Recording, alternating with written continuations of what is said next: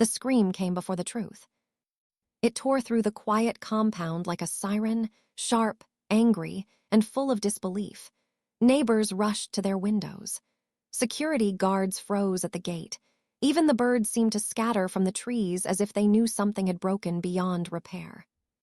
"Take her back," Marcus shouted, his voice shaking but firm. "Take your daughter back to where she came from." Standing at the center of the courtyard, under the dim yellow security lights, was Aaliyah Kingsley, the billionaire's daughter. Her designer suitcase lay open beside her, clothes spilling onto the ground like secrets forced into the open. Her perfectly styled hair was now messy, her expensive heels in her hand, and her eyes wide with humiliation. "You can't do this to me," she said, her voice trembling, not with sadness but rage. "Do you even know who I am?" Marcus didn't flinch. "I know exactly who you are," he replied quietly. "That's why you can't stay here." Gasps rippled through the small crowd gathering outside the gate. People whispered to each other, stunned. This was supposed to be the wedding of the year, the union everyone talked about, the poor but proud man and the daughter of one of the richest men in the country. And now, just days after the wedding, he was sending her back. Aaliyah laughed suddenly, a cold, disbelieving sound. "You think you're rejecting me," she said. "You're rejecting everything, money, power, comfort. You're nothing without me." Marcus stepped closer, his expression unreadable. "Maybe," he said, "but I'd rather be nothing than lose myself." Silence fell. Even Aaliyah seemed caught off guard by his words. Then slowly, the black SUV at the gate opened. Her father's driver stepped out, avoiding eye contact. The message was clear. Her family had already been called. Aaliyah's face hardened. She bent down, picked up her suitcase, and wiped her tears before anyone could mistake them for weakness. "This isn't over," she said coldly. "You'll regret this." Marcus didn't respond. He simply turned his back on her. That was when something unexpected happened. As Aaliyah walked toward the gate, one of the housemaids, an older woman who had barely spoken since the wedding, fell to her knees. "Please don't go like this," the woman cried. "Madam, tell them the truth before it's too late." Everyone froze again. Marcus turned sharply. "The truth," he repeated. Aaliyah stopped walking. For the first time that night, fear, not anger, flashed across her face. The maid was shaking now, her voice breaking. "If she leaves like this, everything will be ruined. He deserves to know what really happened that night." "Enough," Aaliyah snapped, her voice louder than before. But it was too late. Marcus was already walking toward them, his heartbeat pounding in his ears. "What night?" he asked slowly. No one spoke. The air grew heavy, thick with tension. The maid looked at Aaliyah, then at Marcus, torn between fear and guilt. And just as she opened her mouth to speak, the compound lights suddenly went out. Darkness swallowed everything. And in that darkness, someone screamed again. But this time, it was Aaliyah. Darkness held the compound hostage. For a few seconds, no one moved. No one spoke. The sudden blackout felt too perfectly timed to be an accident. The only sounds were uneven breathing, distant footsteps, and the faint hum of the SUV engine still running at the gate. "Stay where you are," Marcus shouted into the darkness, his voice sharper now. "Nobody move." But fear doesn't listen to instructions. Someone stumbled. A metal tray crashed to the ground. A child from a nearby house began to cry. The tension that had been building finally snapped into chaos. Then, just as suddenly as it went off, the power returned. The lights flickered back on. And everything changed. The maid who had been kneeling moments ago was now lying on the ground. Unconscious. Aaliyah stood a few steps away, frozen, her chest rising and falling quickly. Her hands trembled, not with anger this time, but something deeper. Panic. Marcus rushed forward. "Mama Grace," he called, kneeling beside the woman. "Can you hear me?" No response. He looked up sharply at Aaliyah. "What happened?" I didn't touch her," Aaliyah stammered. "The lights went out and she just fell." But Marcus wasn't convinced. The crowd outside the gate had grown larger now. Phones were out. People were recording. Whispers spread like wildfire. She was about to say something. Did you hear what she said? What truth was she talking about? Marcus turned back to the maid, checking her pulse. Still alive, but barely responsive. We need to get her to a hospital, now. The driver hesitated near the SUV, glancing nervously at Aaliyah for instructions. But she said nothing. For once, she seemed unsure of what to do. Marcus didn't wait. Put her in the car, he ordered firmly. We're not wasting time. As they carefully lifted Mama Grace, her hand twitched slightly. Her lips moved, barely forming words. Marcus leaned closer. What is it? He asked softly. Say it again. Her voice was weak, broken. Don't trust. The rest faded into silence. Marcus felt a chill run down his spine. Don't trust who? He looked up again, this time directly at Aaliyah. Their eyes locked. And for the first time since their marriage, Marcus saw something he had never seen in her before. Not pride. Not arrogance. Fear. Real fear. The kind that comes when something hidden is about to be exposed. Minutes later, the SUV sped out of the compound, carrying the unconscious maid and a growing mystery. The crowd slowly began to disperse, but the whispers didn't stop. Inside the now quiet compound, Marcus stood alone. His wedding, his life, everything he thought he understood had just begun to unravel. And somewhere deep inside him, a question refused to stay quiet. What really happened that night? Because whatever it was powerful enough to make a billionaire's daughter panic and silence the only person ready to speak. And that meant one thing. This story was far from over. Before we continue, tell me, where are you watching from right now? Drop your location in the comments. And if this moment already has you thinking, what would you have done if you were in Marcus's shoes? Don't forget to like this video, subscribe to the channel, and share it with someone who loves powerful stories like this. Because what comes next will change everything. The hospital smelled of antiseptic and tension. Marcus stood outside the emergency room, his arms folded, his mind racing. The bright white lights above him made everything feel too real, too exposed. Just hours ago, he thought his biggest problem was a failing marriage. Now, it felt like he had stepped into something much deeper. Something dangerous. The doctor finally stepped out, pulling down his face mask. She's stable, he said, but she hasn't regained full consciousness yet. We've done what we can for now. Marcus let out a breath he didn't realize he was holding. Will she be able to talk? The doctor hesitated. Maybe, but not immediately. Whatever shock she experienced, it wasn't just physical. Marcus nodded slowly. Shock. That word echoed in his mind. What could have scared Mama Grace that much? Can I see her? Marcus asked. For a few minutes, the doctor replied, but don't stress her. Marcus stepped into the room quietly. Mama Grace lay on the bed, pale and still, with a drip connected to her arm. The strong woman who had been running his household just days ago now looked fragile, almost unrecognizable. He pulled a chair closer and sat beside her. Mama Grace, he said softly, it's me, Marcus. Her fingers twitched slightly. Encouraged, he leaned forward. You were trying to tell me something, he continued. About that night, the night before the wedding. Please, I need to understand. Her eyelids fluttered. For a brief second, she opened her eyes. And she looked afraid. Her lips moved again. Room upstairs, she whispered faintly. The red door.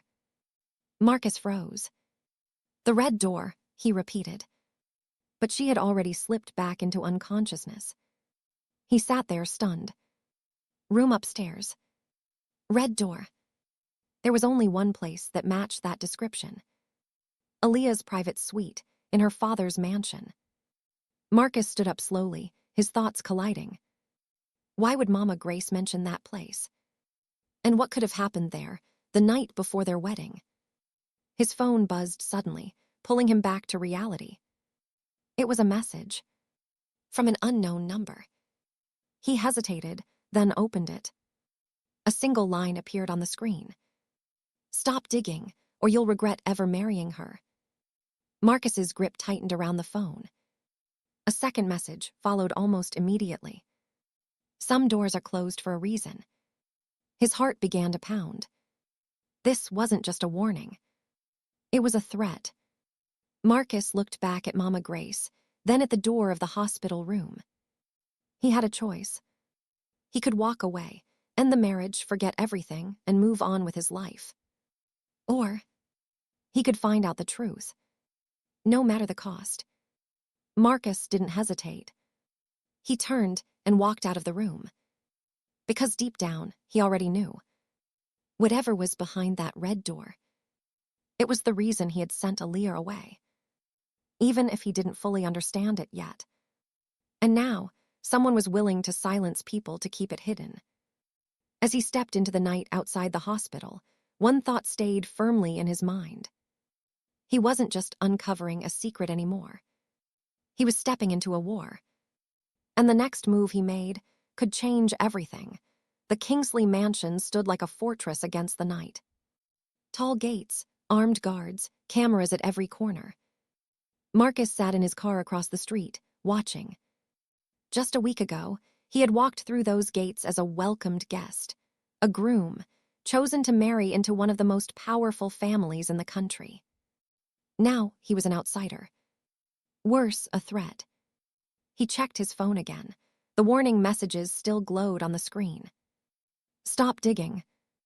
Some doors are closed for a reason." Marcus exhaled slowly and stepped out of the car. If there was ever a time to turn back, this was it. But he didn't. He crossed the road and approached the gate. The guards immediately stepped forward. "State your business." "I need to see Aaliyah," Marcus said calmly.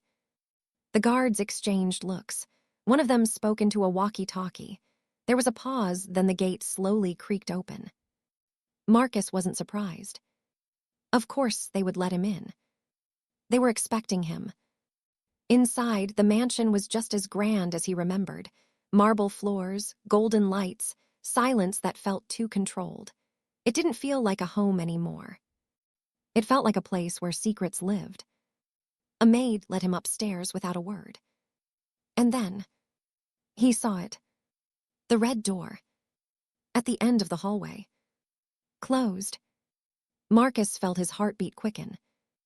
"Mr. Kingsley says you should wait in the living room," the maid said nervously. Marcus didn't move. His eyes stayed fixed on the door. "The red door," he said quietly. "What's inside?" The maid's face went pale. "I don't know," she whispered. "Nobody goes in there." Before Marcus could ask another question, a voice cut through the silence. "You shouldn't be here." Marcus turned. Aaliyah stood at the top of the stairs. She looked different. Not the confident, untouchable woman from before, but not weak either. Something in her had shifted. "You sent me away," she continued, walking toward him slowly. "Wasn't that enough?" Marcus held her gaze. "What happened the night before our wedding?" Aaliyah stopped. For a moment, neither of them spoke. Then she laughed softly, but there was no humor in it. "So that's why you're here," she said. "You think there's some big secret, right? Something dramatic hiding behind that door." Marcus didn't respond. She stepped closer. "You don't belong in this world, Marcus," she said quietly. "I tried to warn you, but you wanted this marriage so badly." "I wanted the truth," Marcus replied. Her expression hardened. "No," she said. "You wanted a fairy tale." Silence stretched between them. Then Marcus did something unexpected. He walked past her, straight toward the red door. "Stop," Aaliyah said sharply. He didn't. "Marcus, I mean it. Don't open that door." His hand reached for the handle. And for the first time, Aaliyah sounded afraid. Real fear. "If you open that door," she said, her voice breaking slightly, "there's no going back." Marcus paused. just for a second. Then he turned the handle. The door creaked open slowly, and what he saw inside made his entire body go cold. "Impossible," he whispered. Behind him, Aaliyah closed her eyes. Because she knew. Everything was about to change. Before we continue, imagine being in Marcus's position right now. Would you have opened that door or walked away? Share your thoughts in the comments. Marcus couldn't move. The room behind the red door was not what he expected. Not luxury, not secrets of wealth or hidden documents. It was something far worse. Pictures. Dozens of them. Lined across the walls, spread across tables, stacked in folders. All of him. Marcus. Different moments, different places, different times. Some were from years ago, before he ever met Aaliyah. Some were recent, too recent. His chest tightened. This doesn't make sense," he said under his breath. He stepped further into the room, his eyes scanning faster now. There were notes, too. Detailed notes. His childhood, his school, his friends, his struggles, even things he had never told anyone. "How?" he whispered. Behind him, Aaliyah didn't answer. Marcus turned sharply. "How long have you been watching me?" Aaliyah leaned against the doorframe, her arms folded, but her face gave her away. This wasn't pride anymore. It was exposure. "You weren't supposed to see it like this," she said quietly. "Answer me," Marcus snapped. Silence. Then, 3 years. The words hit him like a punch. Marcus stared at her. 3 years. Aaliyah nodded slowly. "Yes." He shook his head, trying to process it. "You're telling me everything. Our meeting, our relationship, the wedding, none of it was random." "No," she said. Marcus laughed, but it was hollow, broken. "So what was I then?" he asked. "A project, a game?" Aaliyah's eyes softened for a brief second.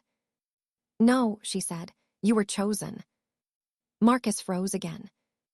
"Chosen," he repeated. "For what?" His voice dropped. Aaliyah hesitated. That hesitation said everything. Marcus stepped closer, his voice low and dangerous. "For what, Aaliyah?" But before she could answer, a slow clap echoed from behind them. Both of them turned. Standing at the hallway entrance was Mr. Kingsley. Tall, calm, impeccably dressed. And smiling. "Impressive," he said, walking toward them. "Most people never make it this far." Marcus's jaw tightened. "You did this." Mr. Kingsley tilted his head slightly. "I planned it," he corrected. "There's a difference." Marcus's fists clenched. "You spied on me for 3 years," he said. "You arranged my entire life just so I would marry your daughter." Mr. Kingsley stopped a few steps away. "Yes." No denial, no apology. Just truth. "Why?" Marcus demanded. Mr. Kingsley's smile faded slightly. "Because," he said calmly, "you have something I needed." Marcus shook his head. "I'm not rich, I'm not powerful, I have nothing you would want." Mr. Kingsley's eyes darkened. "That's where you're wrong." Silence filled the room again. Aaliyah looked away, unable to meet Marcus's eyes. Marcus's voice dropped to a whisper. "What do I have?" Mr. Kingsley stepped closer. And when he spoke, his words were quiet, but heavy enough to change everything. "Your past," he said, "and what you don't remember about it." Marcus felt the ground shift beneath him. "What are you talking about?" he asked. But deep down, something stirred. A faint memory. A shadow of something long buried. Mr. Kingsley smiled again. "You really don't remember, do you?" Marcus's breathing slowed. His mind searching, reaching, but finding nothing. And that was the most terrifying part. Because if what Mr. Kingsley was saying was true, then this wasn't just about marriage anymore. It was about a past Marcus didn't even know he had. And someone had built an entire plan around it. Marcus staggered back a step, his mind racing. "My past," he repeated slowly. What are you talking about? I remember my life. Mr. Kingsley chuckled softly, the sound echoing in the strange room filled with Marcus's own history. No, he said calmly. You remember the version you were allowed to keep. A cold silence followed. Marcus looked at Aaliyah, searching for denial, for anything that would prove this was all a lie. But she couldn't meet his eyes. That was enough. You're both insane, Marcus said, though his voice lacked conviction. People don't just forget their lives. Mr. Kingsley stepped closer, lowering his voice. They do, when something is taken from them. Marcus's chest tightened. Taken, he asked. Yes, Mr. Kingsley replied. Removed, hidden, buried so deep that even you stopped asking questions. Marcus shook his head, but something inside him was already cracking. Fragments. Small, unclear flashes. A different house. A louder environment. Voices he couldn't fully hear. Stop, Marcus muttered, pressing his fingers to his temple. Stop messing with my head. I'm not, Mr. Kingsley said.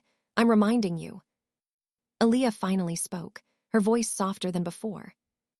Marcus, please, just listen. He looked at her sharply. You knew about this. She hesitated, then nodded. Yes. That hurt more than anything else. You married me, Marcus said quietly, knowing all this, and you said nothing. Aaliyah swallowed. It wasn't that simple. It never is with you people, Marcus replied bitterly. Mr. Kingsley raised a hand slightly. Enough, he said. We're wasting time. He reached into his pocket and pulled out a small object. A flash drive. Marcus stared at it. What is that? Answers, Mr. Kingsley said, or at least the beginning of them. Marcus didn't move. You expect me to just take that? He asked. I expect you to be curious, Mr. Kingsley replied. Because whether you accept it or not, your life before a certain age doesn't fully add up. Marcus's heart skipped. Because deep down, he knew that was true. There had always been gaps. Things he couldn't explain. Memories that felt incomplete. He had ignored them. Now, they were staring back at him.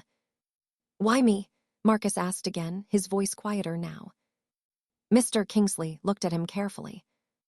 Because you survived something you were never supposed to, he said. The room fell silent. Aaliyah closed her eyes briefly. Marcus felt his breath catch. Survived what? He whispered. But Mr. Kingsley didn't answer directly. Instead, he stepped forward and placed the flash drive on the table beside the scattered photographs. You'll find out, he said. But understand this, once you do, there's no going back to the life you think you had. Marcus stared at the flash drive like it was alive. Like it carried something dangerous. Because it did. Truth. And sometimes, truth destroys more than lies. Aaliyah stepped closer to him now. For what it's worth, she said quietly, I didn't want it to happen like this. Marcus let out a dry laugh. How did you want it to happen? He asked. After I signed something, after I became part of whatever plan this is. She didn't respond. That silence was louder than anything. Mr. Kingsley turned to leave. But just before he walked out, he stopped. One more thing, he said without turning back. The woman at the hospital, she knows more than she should. Marcus's eyes widened slightly. If she wakes up fully, Mr. Kingsley continued, she could ruin everything. Marcus's jaw tightened. Are you threatening her? Mr. Kingsley glanced over his shoulder. No, he said calmly. I'm warning you. Then he walked away. The sound of his footsteps faded down the hallway. Marcus stood there, caught between anger and something far more dangerous. Doubt. He looked at the flash drive again. Then at Aaliyah. Then back at the door. His next move would change everything. Because now, this wasn't just about a broken marriage. It was about a hidden past, powerful people, and a truth that someone was willing to protect at any cost. Before we go further, Think about this carefully. If you were in Marcus's position, would you plug in that flash drive and uncover the truth, or walk away and protect your peace? Let me know in the comments. The flash drive felt heavier than it looked. Marcus sat alone in his small living room, the silence around him almost suffocating. The mansion, the confrontation, the red door, it all felt unreal now. But the object in his hand reminded him that everything he had just experienced was very real. He hadn't gone back to the hospital. Not yet. Because deep down, he knew, once he saw what was inside this drive, nothing would ever feel normal again. He exhaled slowly, then stood up and walked toward his laptop. No more running, he muttered. He plugged it in. For a second, nothing happened. Then, a folder appeared. No name. Just a date. Marcus frowned. It was a date from over 20 years ago. His fingers hovered over the trackpad. Then he clicked. The screen filled with files, videos, documents, images. His heartbeat quickened. He opened the first video. Static. Then, a room came into focus. Dim lighting, metal walls. It didn't look like a home or any normal place. Voices echoed faintly in the background. Then the camera shifted, and Marcus froze. A child appeared on the screen. Small, frightened, and unmistakably. Him. Marcus's breath caught in his throat. No, that's not possible. But it was. He leaned closer to the screen, his eyes wide. The child, him, was sitting on a chair, his hands gripping the sides tightly. There were marks on his arm, not fresh, but not old either. A voice spoke from behind the camera. Subject M is stable, the man said. Memory resistance is higher than expected. Another voice responded. Proceed with phase 2. Marcus shook his head slowly, backing away from the screen. What is this? He whispered. But the video continued. The child began to cry. I want my mother, he said softly. Marcus felt something snap inside him. A sharp pain shot through his head. Suddenly, flashes. A woman's face. Blurred but familiar. A loud noise. Running. Screaming. Then darkness. Marcus gasped and grabbed the edge of the table to steady himself. The memories were breaking through. Not fully, but enough to shake him. He turned back to the screen. The video had changed. Now it showed a group of people in lab coats. Charts on the wall. Numbers. One of the charts had his name on it. Marcus. Age, 7. Status, active subject. No, he whispered again. His entire body trembled now. This wasn't just about forgotten memories. This was something done to him. Something controlled. Something planned. He clicked another file. This time, a document. He scanned quickly. Project name, rebirth program. Objective, behavioral reconstruction and memory replacement. Marcus stopped reading. His chest tightened. Memory replacement. They changed me, he said, his voice barely audible. A sudden knock on the door made him jump. Loud. Urgent.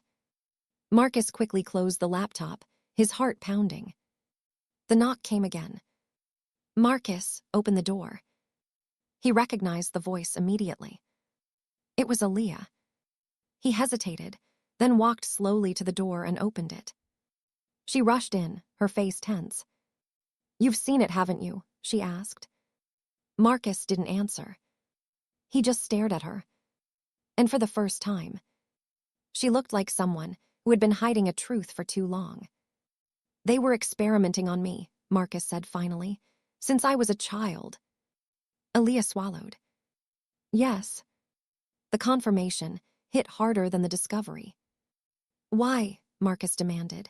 Why would anyone do that to a child? Aaliyah's eyes filled with something close to regret. Because, she said quietly, you weren't just any child. Marcus's jaw tightened. Then what was I? Aaliyah took a step closer. Her voice dropped. You were the only one who didn't break. Silence. Heavy. Unsettling. Marcus felt the room close in around him. Break from what? He asked. Aaliyah hesitated. And that hesitation said everything again. But before she could answer, Marcus's phone rang. Both of them looked at it. Unknown number. Marcus picked it up slowly. Hello. The voice on the other end was cold. Familiar. You should have stayed away, Mr. Kingsley said. Marcus's grip tightened. What did you do to me? He asked. There was a pause. Then, I gave you a second life, Mr. Kingsley replied. Marcus's eyes darkened. At the cost of my first, he said. Another pause. Then something unexpected. A shift in tone. Go to the hospital, Mr. Kingsley said. Marcus frowned. Why? Because if you don't, he continued calmly, the woman who tried to warn you won't live to tell the rest of the story. The call ended. Marcus lowered the phone slowly. Aaliyah's face had gone pale. What did he say? She asked. Marcus looked at her, then grabbed his keys. We're going to the hospital, he said. Because now, the truth wasn't just hidden in the past. It was fighting to survive in the present. The hospital corridor felt colder than before. Marcus and Aaliyah rushed in, their footsteps echoing against the polished floor. Something was wrong. Marcus could feel it before anyone even spoke to him. The nurses at the front desk looked uneasy. One of them stood up quickly. Sir, are you here for the woman brought in earlier tonight? Marcus's chest tightened. Yes, Mama Grace, where is she? The nurse hesitated. That hesitation was enough. Marcus didn't wait. He pushed past her and headed straight for the room. When he got there, the door was open. The bed was empty. The machines were still on, beeping steadily, but the patient was gone. Marcus froze. No, he whispered. Aaliyah stepped in behind him, her eyes scanning the room. She was here. Marcus turned sharply. Where is she? A doctor rushed in, slightly out of breath. Sir, please calm down. Don't tell me to calm down, Marcus snapped. A woman who couldn't even stand has disappeared from your hospital. Explain that. The doctor raised his hands slightly. We're still trying to understand what happened. About 20 minutes ago, there was a system glitch. Some of the cameras went offline. When they came back, she was gone. Marcus let out a hollow laugh. Of course, he said. Of course the cameras went off. Aaliyah looked shaken now. This wasn't random, she said quietly. No, Marcus replied. It was. He walked further into the room, his eyes scanning every detail. Something caught his attention. The bedside table. There was a folded piece of paper. Marcus picked it up slowly. His hands were steady, but his heart was. He opened it. A single sentence was written inside. Red door was just the beginning. Marcus felt a chill run through him. Aaliyah stepped closer. What does it say? He handed her the note. Her eyes widened as she read it. This means, she started. They're watching, Marcus finished. Silence fell between them. Not just silence, realization. Everything they were doing, every step they took, someone was already ahead. Marcus's phone buzzed again. Another message. This time, there was no warning. Just a location. And a time. Tonight. Aaliyah looked at him. It's a trap. Marcus nodded. I know. Then we're not going, she said quickly. Marcus looked at her. Yes, we are. Aaliyah shook her head. Marcus, this is exactly how they pull you deeper. That note, the flash drive, the hospital, this is all controlled. Marcus stepped closer to her. So is my life, he said quietly. At least now I get to choose how I face it. Aaliyah didn't respond. Because she knew. He was right. Marcus looked back at the empty bed one last time. Mama Grace had tried to speak. She had tried to warn him. And now she was gone. But she had left something behind. A clue. And Marcus wasn't going to ignore it. He turned and walked toward the door. Aaliyah followed. "Where exactly are we going?" she asked. Marcus checked the message again. Then looked up. "To the place where this all started," he said. "And where does it end?" Aaliyah asked quietly. Marcus paused, then gave an answer that surprised even himself. "It ends when I remember everything." As they stepped out of the hospital and into the night, neither of them noticed the man standing across the street. Watching. Waiting. He lifted his phone slowly and made a call. "They're on their way," he said. A pause. Then a response from the other end. "Good," the voice replied. "Make sure this time he doesn't walk away." The call ended. And just like that, the final phase had begun. Before we reach the final chapter, think about this. The road led out of the city. Streetlights faded one by one until darkness swallowed everything except the car headlights cutting through the night.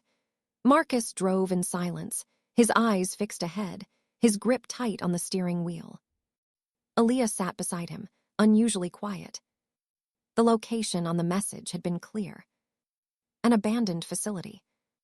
Far from people. Far from help. "Last chance to turn back," Aaliyah said softly.